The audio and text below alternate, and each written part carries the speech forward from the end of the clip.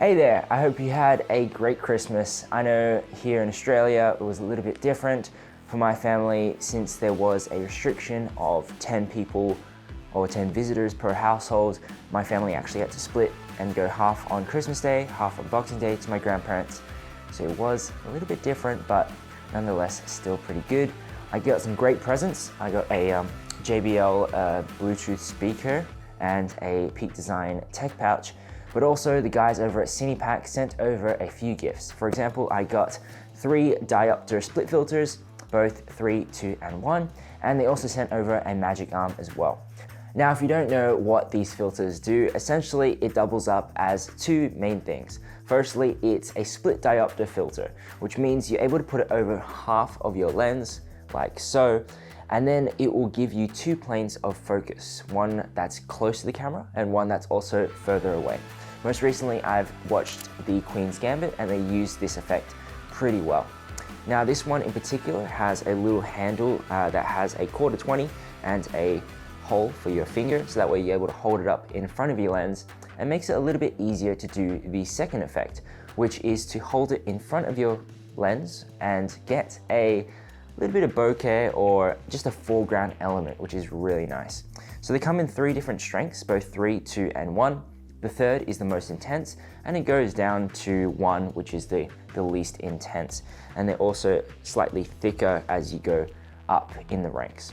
Now, on the back of the actual packets that you get, they mention what they're actually best used for. So number 1, it's recommended for longer focal lengths, for instance about a 50 to 100, and the best aperture is around 2.8.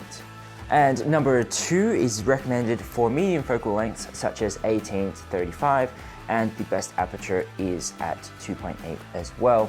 The third and final one is recommended for a heavy stylized look. The strongest blur effect and best apertures is for 2.8. Now let's test them out and see if they're any good.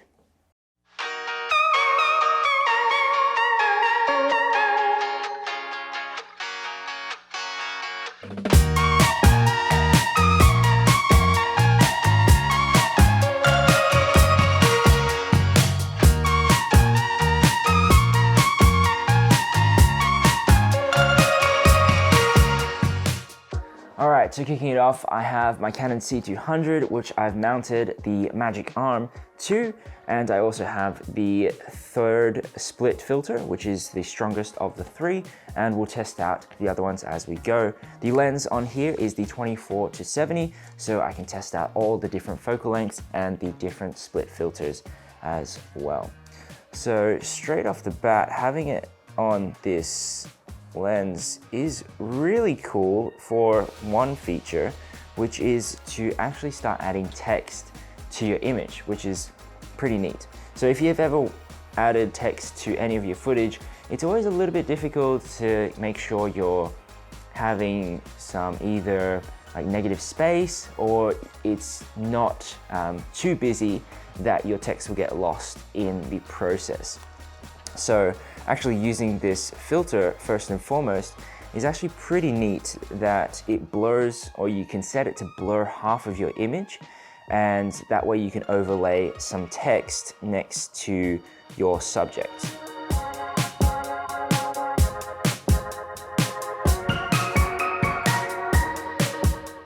So taking some test shots both with and without the filter just in front of the lens was really good, not only to make this shot a little bit more interesting, but also to make your audience hone in and focus on what you actually want to focus on by blurring out both ugly things in the shot, but also things you just think a little bit too distracting.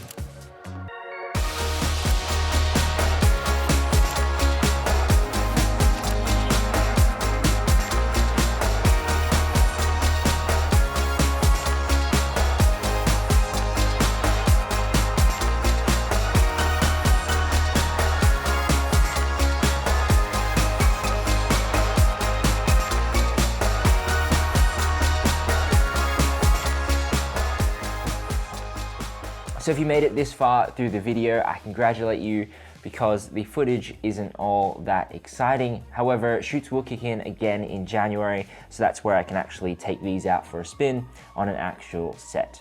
So think of this video more of a first look rather than a full review of these filters.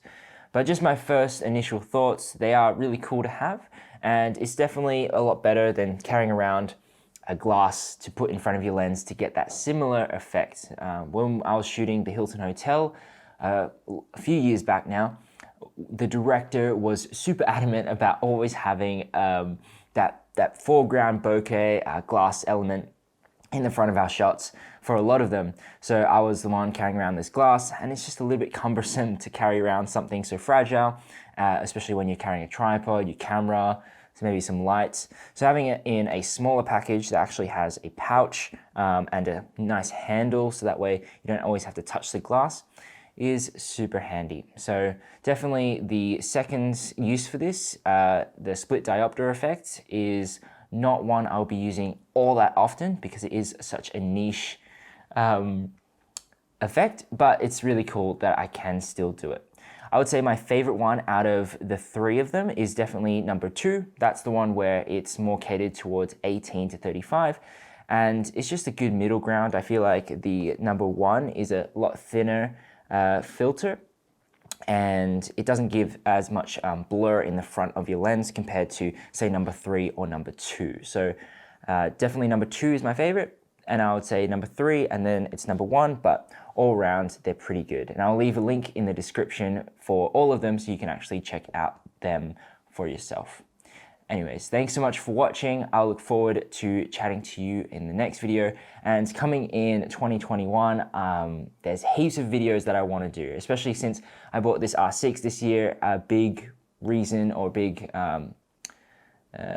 conviction that I had was if I was to buy it, I would start actually making these a regular thing.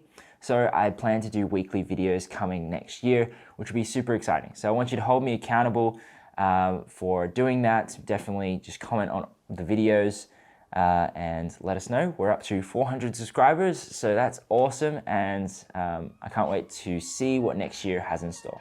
Thanks so much for watching, and I'll see you in the next one. Bye.